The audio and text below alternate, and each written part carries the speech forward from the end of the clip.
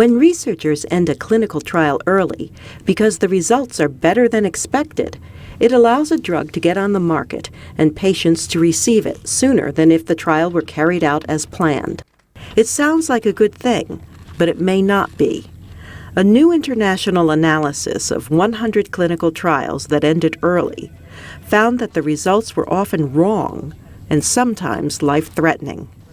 Dr. Victor Montori of the Mayo Clinic is one of the authors of the report. What is happening is they're catching the data at a random high. The data is accumulating, and eventually at one point it looks like a big effect, but if you let it go a little bit, that effect may become smaller over time. Or the benefit of the treatment may not even exist. Not only were the studies misleading in terms of how big the treatment effect was really, but also whether a treatment effect existed at all. The clinical trials that Dr. Montori and his colleagues reviewed ended early because the results of an experimental treatment were much better than those of an existing therapy. An example is a study on beta blockers. Drugs often prescribed for high blood pressure. Beta blockers slow the heart rate and can prevent heart attack during surgery. An initial trial was stopped early because these drugs looked to be highly effective if given prior to surgery. The drugs seemed to improve survival rates.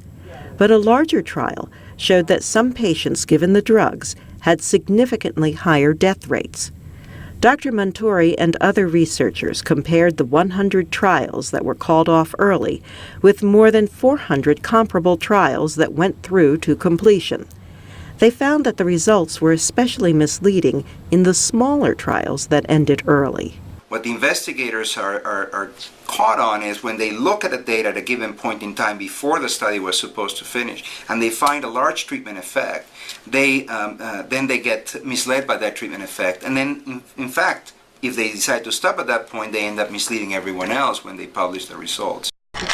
Dr. Montori says the false findings discourage other researchers from repeating the study to see if they can get the same positive results. The authors of the study say researchers need to resist pressures to end clinical trials early.